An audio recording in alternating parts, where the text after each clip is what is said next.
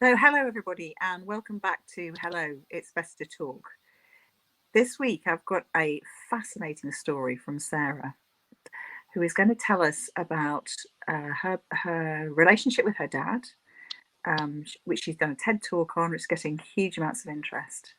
Her dad was an alcoholic, and Sarah's going to talk about that, and the kind of, the impact it had on her family and what happened when he died.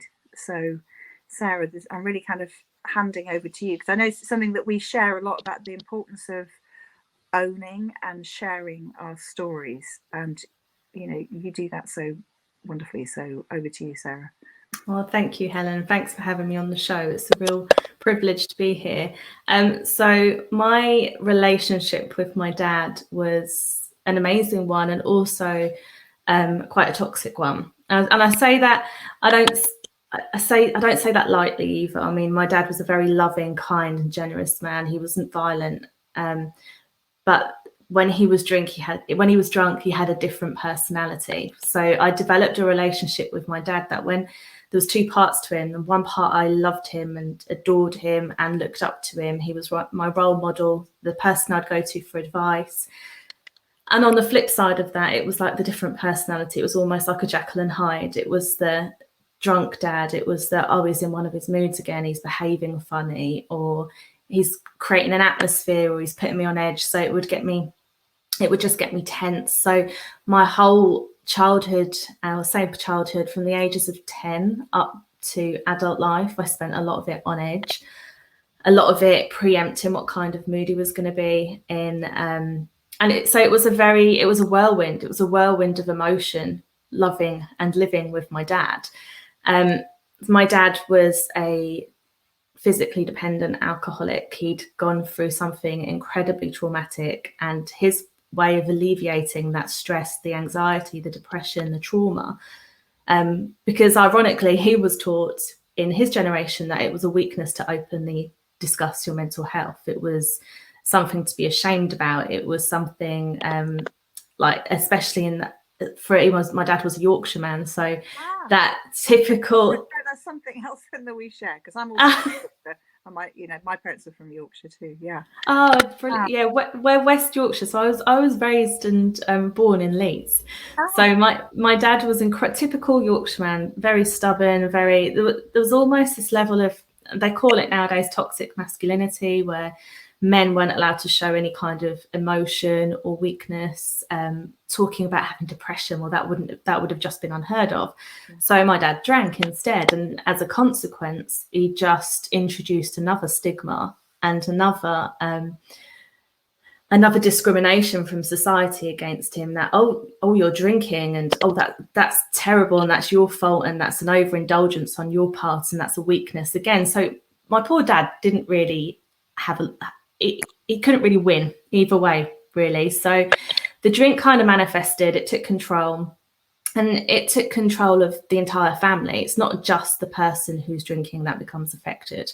It's the people that are living with that person. It's watching somebody slowly kill themselves, but having no control.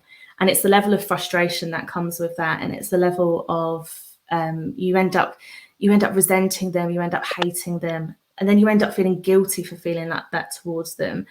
It's like a whirlwind of emotion.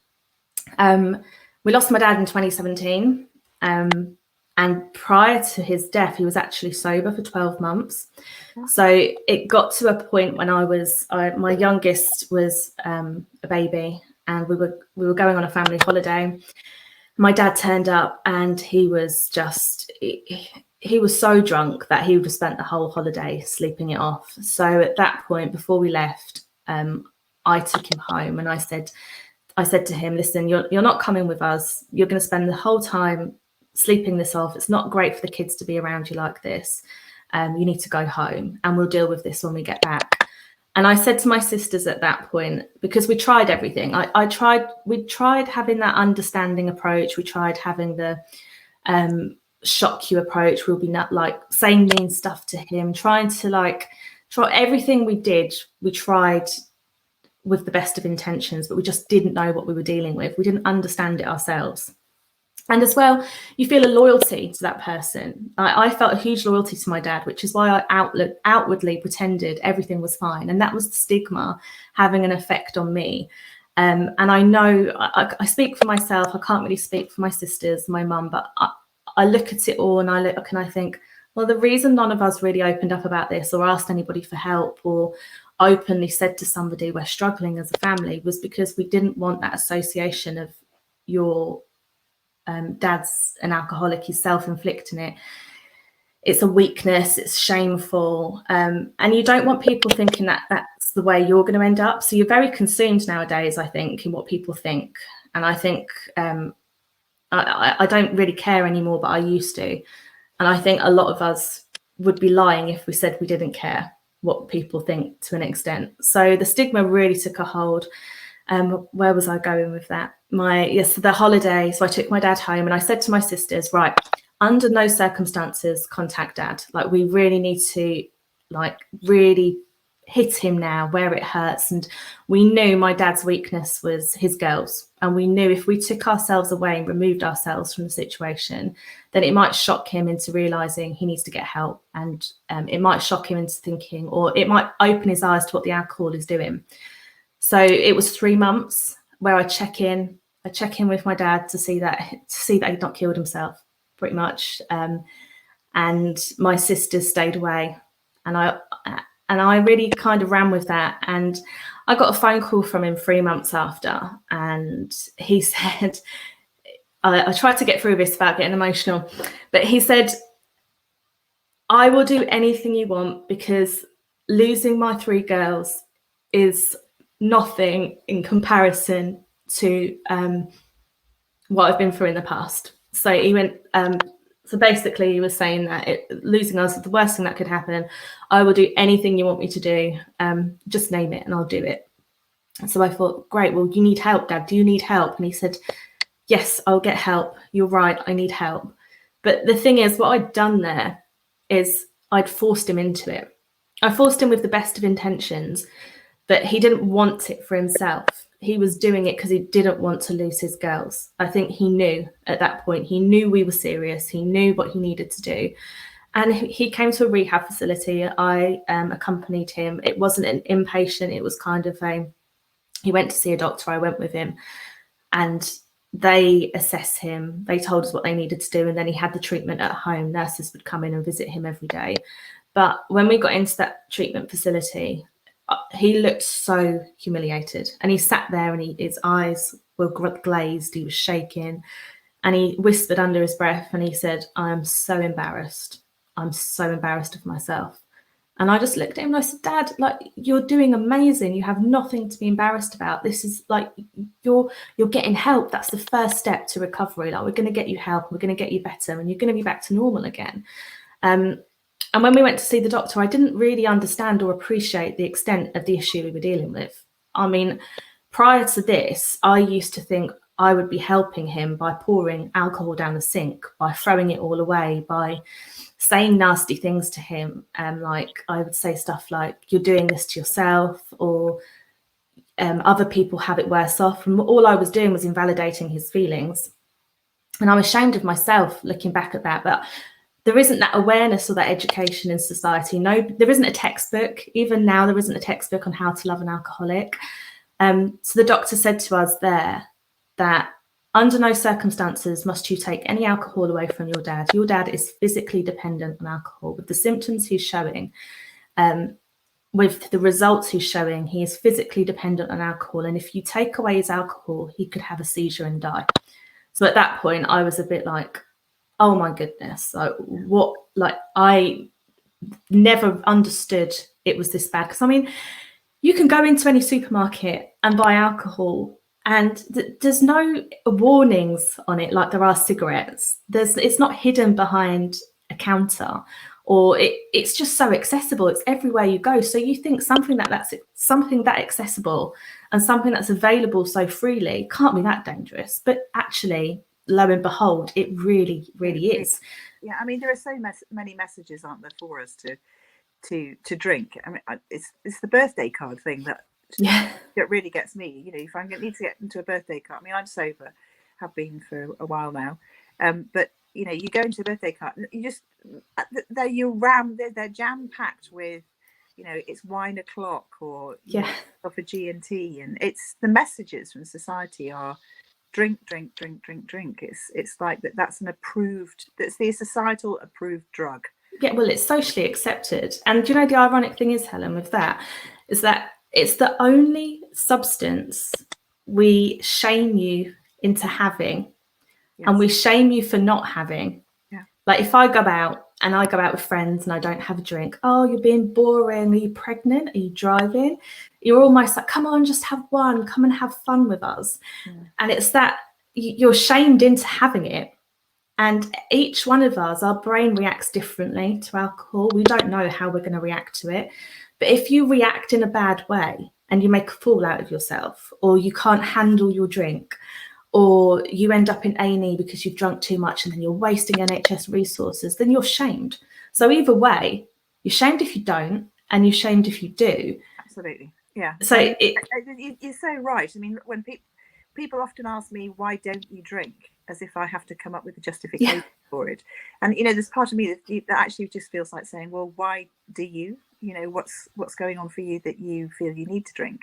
So sort of to turn the tables on it. But that's, most of the time, I'm just really quite quiet about it. And you shouldn't be. It shouldn't be like that. It should be, there's plenty of reasons people don't drink. Cultural, maybe somebody is pregnant, maybe like me, I don't drink because my relationship with alcohol just isn't the same. Having lost my dad to it, it brings up a lot of trauma for me. The smell of it, the taste of it, it gives me memories that I don't really want to relive or associate myself with. Yeah. So maybe that, by the way, I'm not anti-drink. I'm not saying that we shouldn't drink.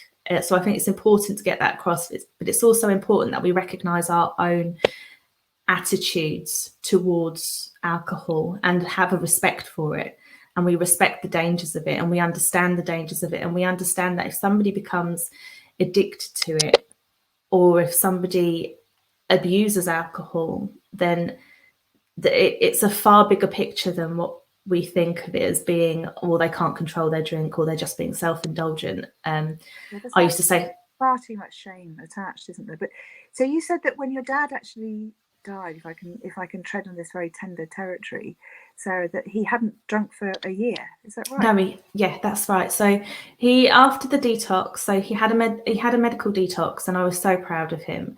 And he said to me a few months after that he thanked me and said, "You saved my life."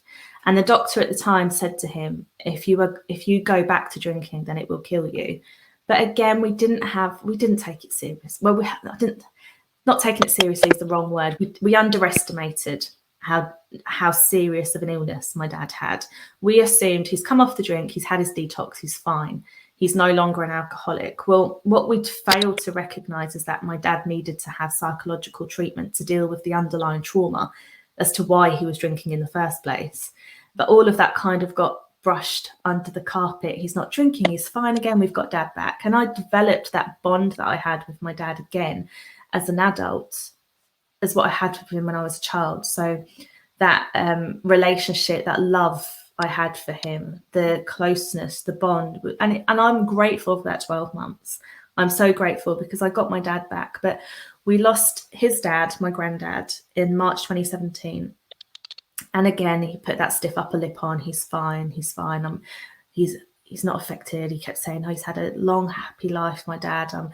He's not suffering anymore." But I, again, underestimated how much it had had an effect on him. And he slowly started reintroducing alcohol back into his life, unbeknown to us. And in the summertime of 2017, I really noticed again. And there are distinct things you recognise as a loved one of an alcoholic. So I can honestly say to you, and I'm not exaggerating when I say this, if my dad rung me and as soon as he would have said hello, I could have told you whether he had been drinking or not. And sorry, it's a tiny little thing with a massive Loki. What was I saying? You could tell from his yeah, so I could really tell one conversation or even a hello, and I'd say, "You've been drinking again." I know, I can hear it. and he'd argue with me. We'd have an argument.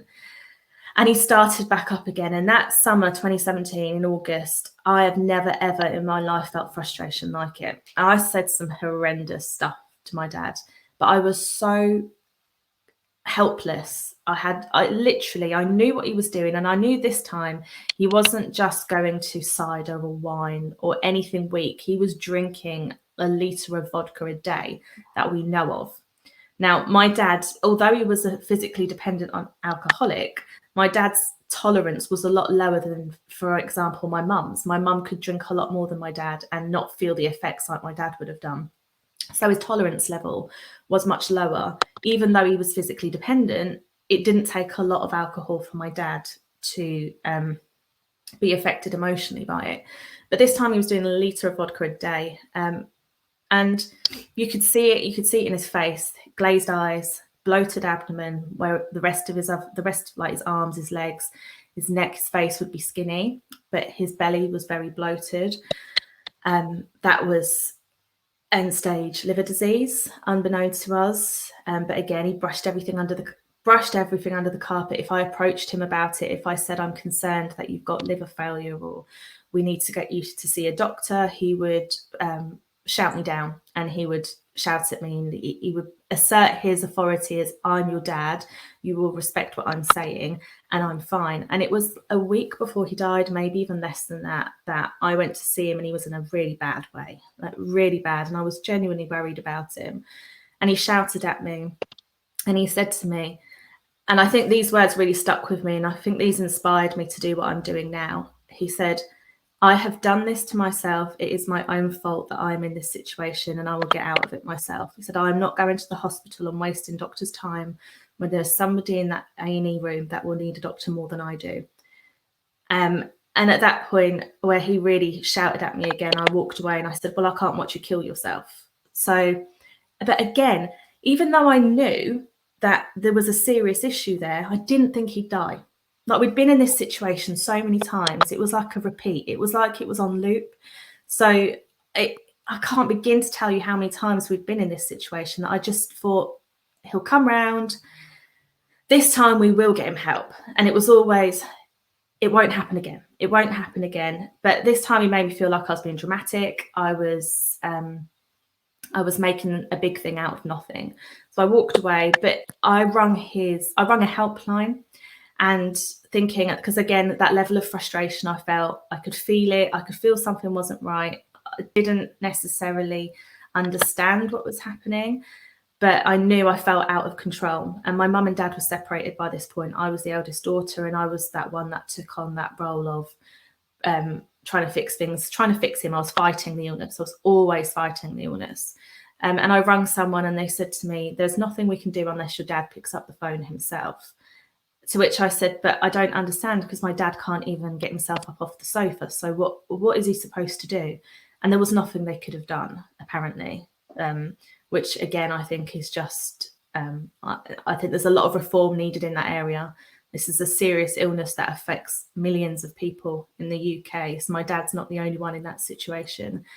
A few days after that, I get a phone call from my sister saying, you need to get to the hospital, Dad's in a bad way. And when I got there, it was so quick. The escalation, it was in A&E into the assessment room. Then from the assessment room, it was into majors. And then from majors, it was into resus. And we're sitting in resus with 3 surgeons around his bed, telling us that, well, there's fluid in his lungs.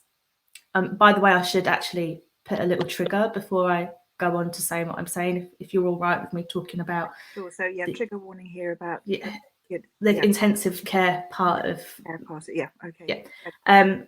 And they showed me these X-rays of his lungs, and they were 3/4 of the way filled with fluid either side, and you could hear the crackling in his breathing. Again, it didn't compute. I just thought, he'll be fine. He'll come out of this. They'll put him on dialysis. They'll filter the blood. They'll do what they need to do, and he'll come out. And this time, we're going to get him some psychological help, and we're going to get him the support he needs. But it just went from then resus into a ward, and then we got a phone call a few hours later to say he's been moved up to intensive care, and then he's been put on dialysis. And then at that point, I came to visit him in intensive care, and there's curtains around him. And I just knew. I was with my mum. My mum was brilliant throughout the whole process. She stayed. Although she wasn't with my dad, she still cared about him deeply. But again, the illness of alcoholism, it rips through an entire family, and it becomes quite unbearable to deal with sometimes. And she got a phone call from the hospital just as we walked into the room, and we just knew what was coming. And in popped a very defeated looking surgeon. He's reeling off everything that's wrong with him, and his body was essentially going into shutdown mode. His organs were failing, and they were pumping him with the maximum dose of everything to keep him alive, and he just wasn't responding to it. So the last resort was life support machine. And at that point, I remember thinking, I ran out the room and I went to see him. And it was the most awful thing to see a parent in that situation. He's unconscious, he's struggling to breathe. And I just begged him to fight. I begged him to fight, but I think I knew deep down that he didn't have it in him. And I knew that it was selfish of me to sit by his bed and ask him. So at that point, I felt my vision closing in. And I could feel myself about to faint, because it's like I just didn't expect it. And it's not just that. Everyone kept saying to me, it's normal to feel guilty after someone's died. And I'm not saying it isn't, and I'm not disrespecting that anybody who feels guilt after losing a loved one. But this brought around a different kind of guilt. Like, it's a different kind of guilt attached to this, because I said some awful stuff to him. I called him some awful things out of frustration. I walked away from him when I knew that he needed an ambulance, but he put up such resistance that I walked away because he convinced me that I was being dramatic. I say that as though I'm justifying myself, but I did. I walked away, and I felt incredibly guilty. It took a lot of therapy for me to deal with that. And then I felt anger with him. I'm angry that he was doing so well, and he's gone and done this, and he's in this situation. Look what he's putting us through, because it was so painful. It physically felt like I was being hit by a bus. That the pain of losing him like that was just it was just a horrendous feeling. And I remember thinking, when they told us at that point that the life support machine wasn't working, and there wasn't anything they could do, and it was time to switch him off. I knew then that I would sink or swim. I knew that I already had anxiety prior to his death, which was manifested from his drinking. And the whole reason I had anxiety was because I used to worry so much about him that I decided that I was only going to allocate myself certain times. So it was almost like I was creating a boundary for myself. I was creating this boundary of, well, I'm only going to worry about Dad when he calls, or I'll only worry about him when I see him. But if I'm not talking to him, and if I don't see him, then I'm not going to think about it. But actually that manifested as health anxiety for me. I was very paranoid. I became very paranoid about my own health, because I had control over that. I could control myself. I couldn't control my dad. So that was how it was manifesting for me. And I knew when we switched off that machine, and I knew the pain that I felt, and I thought, okay, I'm either going to sink or swim. I'm either going to end up being like my dad, because I'm very much my father's daughter, very much, or I can use this situation I've been in, and we can create some good from it, and I can change as a person. And it was following his death, I developed PTSD, because obviously going through all that is traumatic. It was the flashbacks, it was the smell flashbacks, it was it was just horrible. But it was projected towards my kids, so I'd be very conscious about their safety, because the thought of losing my kids and my husband, having lost my dad, terrified me, because the pain was so excruciating with my dad. I thought, well, it's going to be 10 times worse if that's my children or my husband. So it manifested, and I became really anxious, traumatized, obsessive. I had OCD. And then in the end, which led me onto the journey I'm on now, was that I realized that I would be doing my dad an injustice by carrying on my life feeling the way I was. It would mean that his death had no purpose. Now, already when he died, it was very difficult, because my dad had reclused himself for so long. He didn't have a big friend network. We didn't have a lot of family around us. And the family we did have around us didn't really understand the extent of the issue because we'd really played it down so brilliantly. We played it down so well. So I didn't have those people coming up to me sharing memories of my dad. I didn't have, if anything, I had people say to me, and I think they meant it with the best of intentions, but people would say, Sarah, your dad did this to himself. He only had himself to blame, and it was self-inflicted. Yeah. What was your biggest feeling, Sarah, when your dad died? What was the most thing that you? I felt so much. I felt guilty. I felt angry. But you know what really floored me the most out of all of it is I felt relief. And I hate saying that. And I'm ashamed of myself for feeling it. But I'm open. I'm as open as I am because I believe that people share my feelings. I believe that this is such a common illness now, and I underestimated how common it was. That there's so many other people that feel like I do, but there's such a stigma attached to opening up or sharing what we've been through, that people silence themselves and they don't talk about it, and I think that's really dangerous. So yeah, I felt relief. I felt relief in a selfish way for myself because I didn't have to worry anymore and I could get on with my own life and not have to think every phone call, every ambulance was to do with my dad. And I felt relief that he weren't suffering. I felt relief that it had gotten so bad for my dad and he was in such a bad place that we couldn't get him out of it.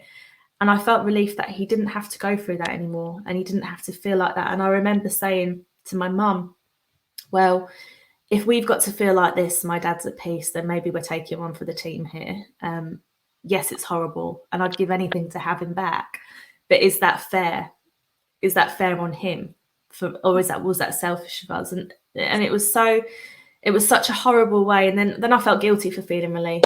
I felt I think it's a very, very human, natural response. You didn't want to see, you didn't want to see him in any more pain, and I felt the same thing when my dad died, and he'd been a very, very heavy drinker throughout his life, and that affected him. But it was a sense of relief and letting him go into the next life, because that's important. That's important to me. I don't know what you feel about. No, I agree. There's a sense that when they go, there's, it will be a better place. But I'm loving. Well, I wanted to give you a big hug. I wish I was here. Thank you. I love what you're doing now, Sarah, to kind of transform what's happened to you into kind of taking it out to the world. Because you're so right. Silence is dangerous when we're going through these traumas, and you needed more information about your dad and about what was happening. And I was even thinking about the fact that his lungs were 3/4 full of fluid. I remember being around another close family member who was really unwell, and her lungs filled up with fluid and partly blood as well, and the doctor said even if this was a top athlete, they probably wouldn't make it, and your family member is actually in a very weak place. So one doesn't have enough information because we don't talk about it. We don't talk about death. We don't talk about alcoholism. We don't talk about the effect it has on the family. So all, brava to you that you're now talking about it. It's just, and you're getting a lot of interest, aren't you? Well, it's meaningful for people. You're so honest and authentic about what you're doing. So tell us what you're doing now. So just following on from what people were saying about him, it's self-inflicted, he only had himself to blame. It started to fuel this anger within me. And then I started really thinking about it and breaking it down. And I thought, that attitude killed my dad because my dad was so consumed, and he said it. I mentioned earlier on that my dad said, I did this to myself, so I'll get myself out of it. I don't want to waste my doctor's time. That was stigma at the heart of his feelings. That was him feeling ashamed. It was that vulnerability he didn't want to admit to. And I thought those people that are saying that and that are stigmatizing alcohol addiction are preventing people from recovering. So if we break down denial, because a lot of people say, yeah, but he might have been in denial for so long and my family members are in denial, or this person's in denial of his drink problem. I say, are they in denial, or are they just too scared to actually open up and say, I have a problem, because society absolutely scrutinises them? I had an argument with somebody who told me that alcoholics should have their NHS rights taken away from them. And it really upset me, because I thought there are so many other lifestyle choices other than drinking alcohol that can contribute to illness. Like 90% of lung cancers, for instance, are induced by smoking.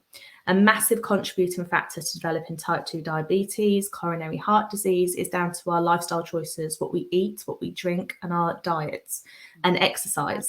I mean, that's something that, we all need to get moving. Everybody needs to move more. We're just, sitting is like the new smoking. Exactly. Yeah. So it was that level then that I started thinking, well, that's hypocritical. And then it got me thinking about cigarettes. They're covered behind a screen. You can't go to a pharmacy. And during lockdown, I couldn't buy 2 bottles of Calpol because it's paracetamol, and it's Calpol. But my dad was going into the same shop every day buying a litre of vodka, which killed him. You can't buy a pack of cocodamol or more packs of cocodamol because of opioids and how addictive opioids are. And then I looked at a report that was done by Professor David Nutt that he did for the government back in 2010. And he got sacked for this because he wouldn't retract his statement because it didn't, well, I'm not going to get into the politics side of things, but I don't think it conformed with the narrative.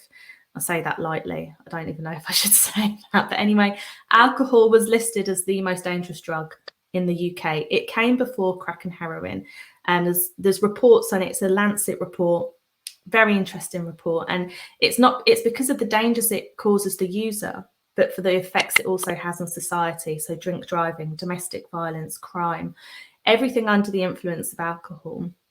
And what that causes, it alters our brain chemistry. We all react differently. It's a depressant stimulant.